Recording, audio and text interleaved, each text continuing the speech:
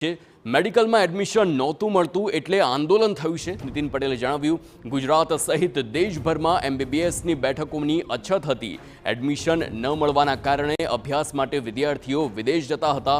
90થી 95% વાળા બિન અનામત વર્ગના વિદ્યાર્થીઓને અસંતોષ હતો। વિદ્યાર્થીઓ અને વાલીઓના અસંતોષે આંદોલનને જન્મ આપ્યો। હું આરોગ્ય પ્રધાન હતો ત્યારે 10 મેડિકલ કોલેજોને માન્યતા આપી હતી તેમ જણાવ્યું નીતિન પટેલે।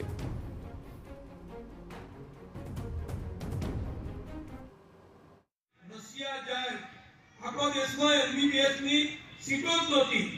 આ અનામત આંદોલન કેમ થયું? અનામત આંદોલન એટલા માટે થયું કે 90% 95% માર્ક્સ સામાન્ય વર્ગના બિન અનામત વર્ગના છોકરા છોકરીને આવે, પણ 95% આવે, 92% આવે તો પણ એને કદાચ મેડિકલની સીટો ગુજરાતમાં કે ભારતમાં ઓછી હતી ત્યારે એડમિશન નહોતું મળતું। 10 મેડિકલ કોલેજો તો મહારાષ્ટ્ર ચાલુ થઈ તો એડમિશનો ફૂલ થઈ જાય।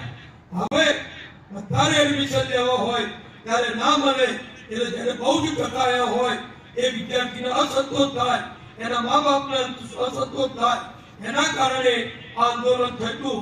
એનું મૂળ ઉપાય મોદી સાહેબે કર્યો અને મેડિકલ સીટો દર વર્ષે 10,000 વધશે, ઓછી નહીં। અને મેડિકલ સીટ વધારવી એટલે બેન્ચ મૂકી દેવું નહીં। અરવલ્લીમાં કૌભાંડી ભૂપેન્દ્ર ઝાલાના સમર્થનમાં હોર્ડિંગ્સ લાગ્યા છે।